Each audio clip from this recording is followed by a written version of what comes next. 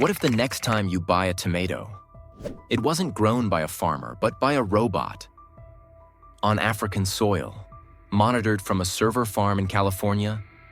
This isn't science fiction, it's already underway.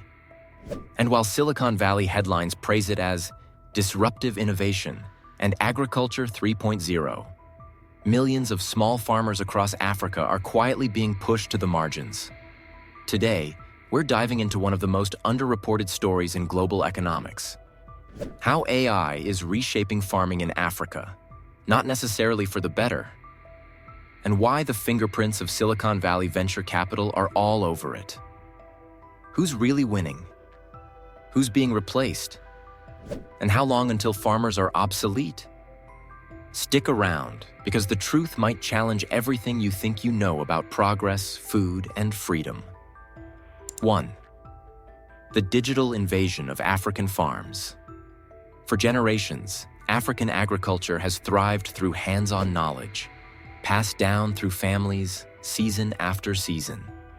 From the terraced farms of Ethiopia to the lush maize fields in Zambia, millions of farmers cultivated their land with passion, tradition, and resilience.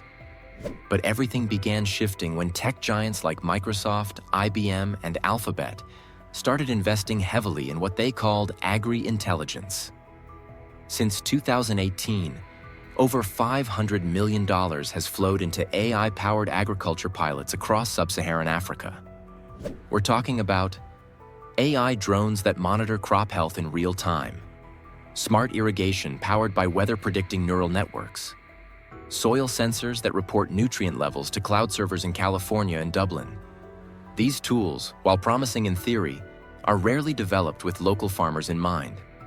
They're imported, expensive, and managed by outsourced technicians, not the people who work the land. So while the farmland becomes smarter, the farmers are becoming invisible. This isn't just an upgrade, it's a replacement strategy, sold as innovation. 2. The hidden agendas of tech giants. Let's be clear, this isn't just about improving yields or helping Africa catch up. Silicon Valley sees something more valuable than crops: data.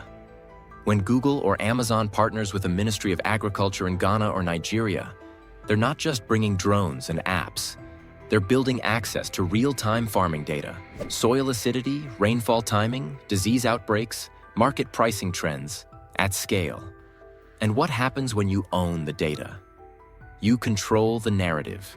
You can predict and hedge food supply shortages, manipulate crop demand and pricing models, and even sway national food import or export policies to benefit investors. It's a digital form of colonialism, wrapped in humanitarian branding.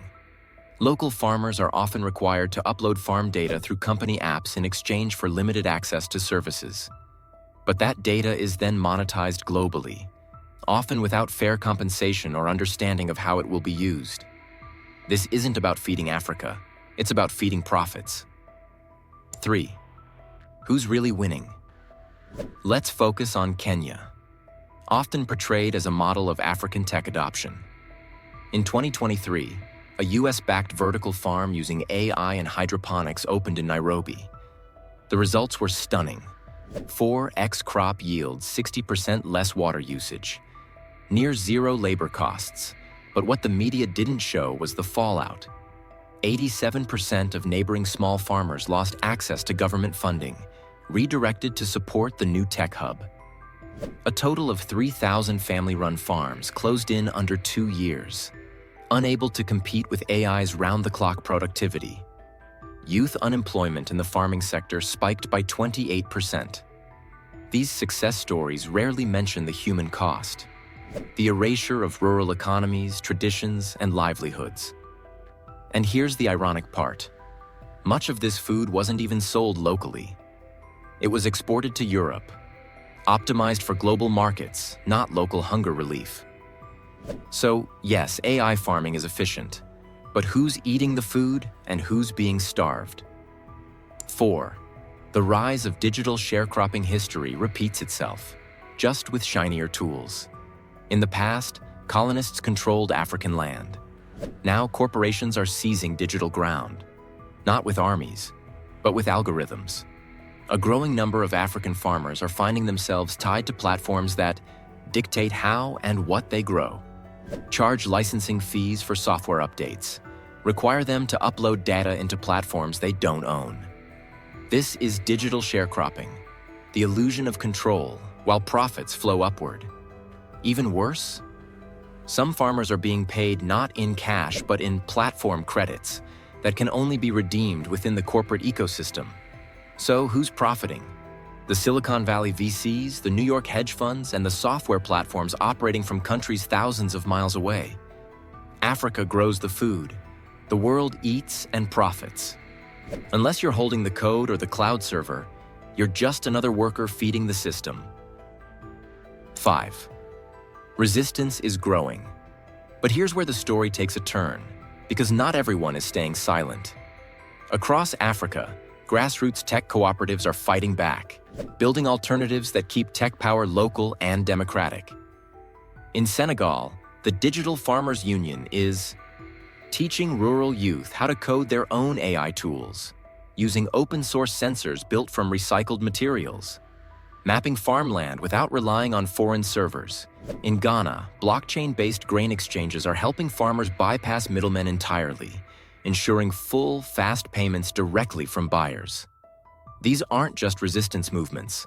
They're blueprints for ethical, community-driven innovation. Their message? Africa doesn't need to reject technology. It needs to own it. If Silicon Valley won't hand over the keys, Africa will build its own doors. If you believe in ethical innovation, in human-first technology, and in fair development, hit like, tap subscribe, and share this video with someone who thinks AI is always good. Let's keep this conversation going. The future of African farming won't be written by rainfall or harvests alone. It will be coded in algorithms, stored on distant servers, and governed by contracts few can read. Yes, AI has incredible potential. It can reduce waste, improve yield, and combat climate threats. But if its power remains centralized, in the hands of foreign investors and tech monopolies, then we're not building a better world. We're just coding the same inequalities into a smarter machine. So ask yourself, is Africa's farming future being built for growth or for control? Let's make sure the next agricultural revolution isn't just smart. It's fair, inclusive, and truly African. Thanks for watching.